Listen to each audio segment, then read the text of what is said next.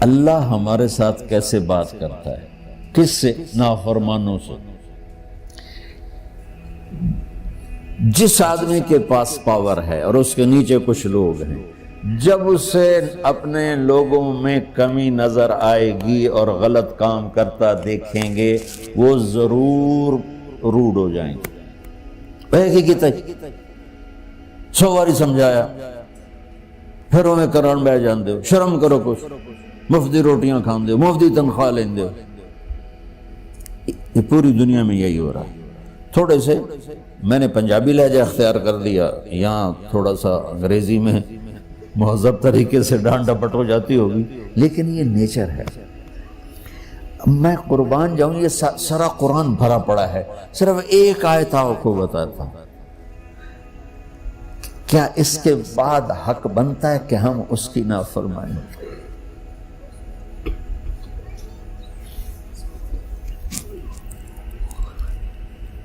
کچھ لوگ ہیں جن کے بارے میں اللہ کہتا خلطوا عملا صالحا وآخر سیئا۔ میرے کچھ بندے ایسے ہیں، کبھی نیکی بھی کر لیتے ہیں، کبھی گناہ بھی کر لیتے ہیں۔ یہ اللہ تعالیٰ قرآن میں خود بتا رہا ہے کہ میرے کچھ بندے ایسے ہیں، کبھی بڑے نمازی بن جاتے ہیں، کبھی مسجد کا راستہ ہی بھول جاتے ہیں، اور کچھ بندے ایسے ہیں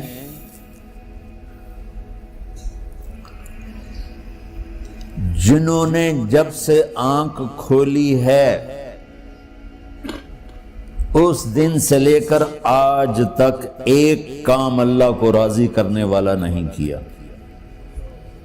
ایسوں سے بھی دنیا بھری پڑی ہے، اور ایک بہت بڑا دنیا کا طبقہ ہے جو اللہ کو جانتا ہی نہیں ہے، جانتا ہے تو غلط طریقے سے جانتا ہے، اور ایک بہت بڑا طبقہ ہے جو اللہ کو مانتا ہی نہیں کہ ہے ہی کوئی نہیں، ایتھیسٹ ہوں میں ایتھیسٹ ہوں۔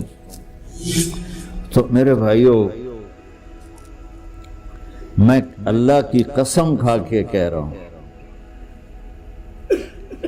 کہ کس محبت سے اللہ نے ان لوگوں کو پکارا ہے، کاش میں آپ کو اس کی وضاحت کر سکوں۔ یا عبادی الذین اسرفوا علی انفسہم،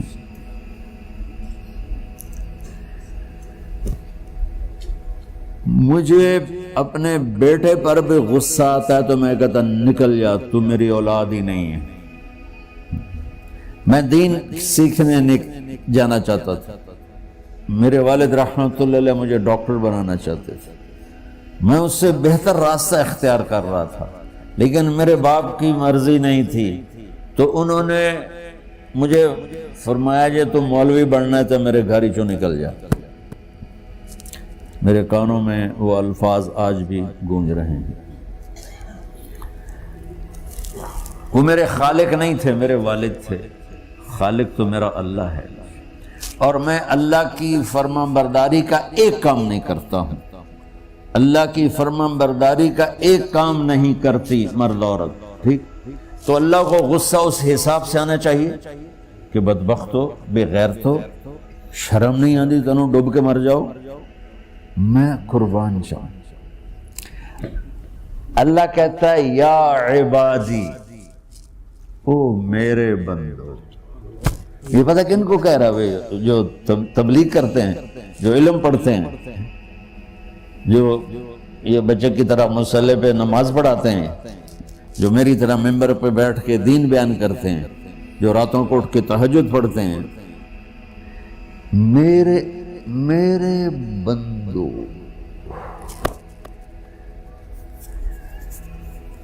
آپ نے دیکھا وہ شہد ایک دھار بناتا ہے، ٹپکتا ہوا نیچے آتا ہے نا۔ اللہ کی قسم اس آیت سے اللہ کی محبت کا شہد یوں نکلتا نظر آتا ہے۔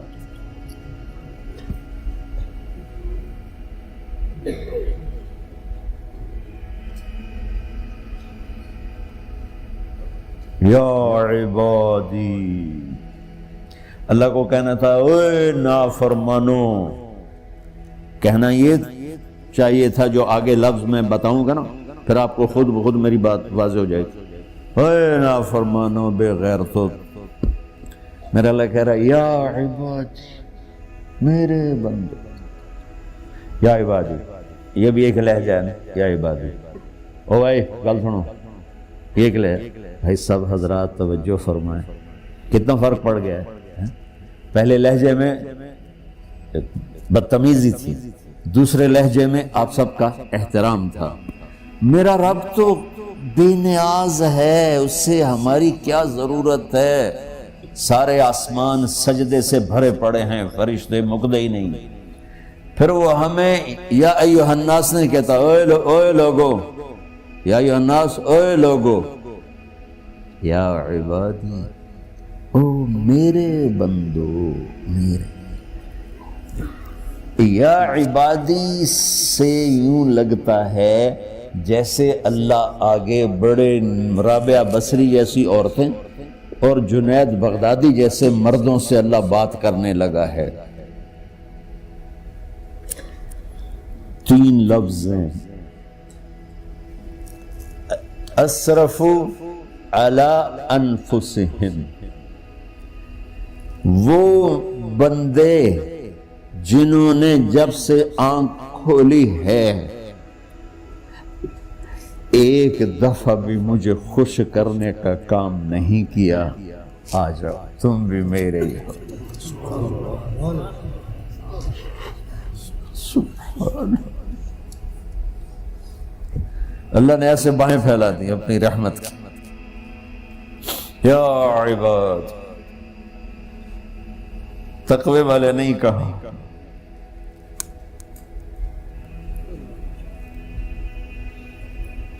روزے والے نہیں کہا، پردے والی عورتوں کو نہیں کہا، حلال کمانے والے، تہجد پڑھنے والے، علم پڑھنے والے۔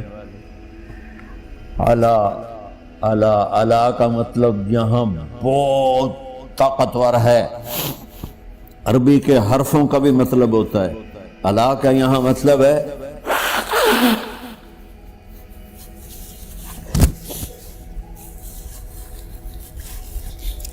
آپ نے اس ممبر کو کور کیا ہوا ہے کپڑے کے ساتھ، کہیں سے نظر آ رہا ہے؟ بولو، کہیں سے نظر آ رہا ہے؟ اس کو اعلیٰ کہتے ہیں۔ اللہ کیا کہہ رہا ہے کہ جنہوں نے اتنے گناہ کیے ہیں کہ ان کا جسم گناہوں میں ڈوب گیا ہے، وہ نظر ہی نہیں آتا، صرف اوپر گناہ ہی گناہ نظر آ رہا ہے، نافرمانیاں نظر آ رہی ہیں، ان کا اپنا وجود اس میں نظر ہی نہیں آ رہا۔ اللہ کہہ رہا ہے یا عبادی، اور تسی بھی میرے ہی ہو، آ جاؤ آ جاؤ۔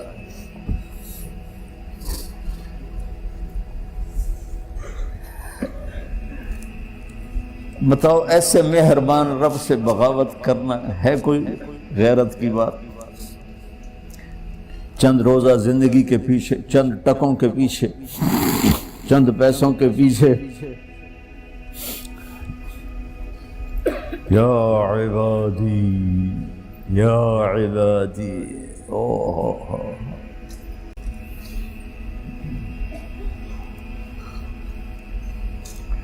اللہ ہمارے ساتھ کیسے بات کرتا ہے؟ کس سے؟ نافرمانوں سے۔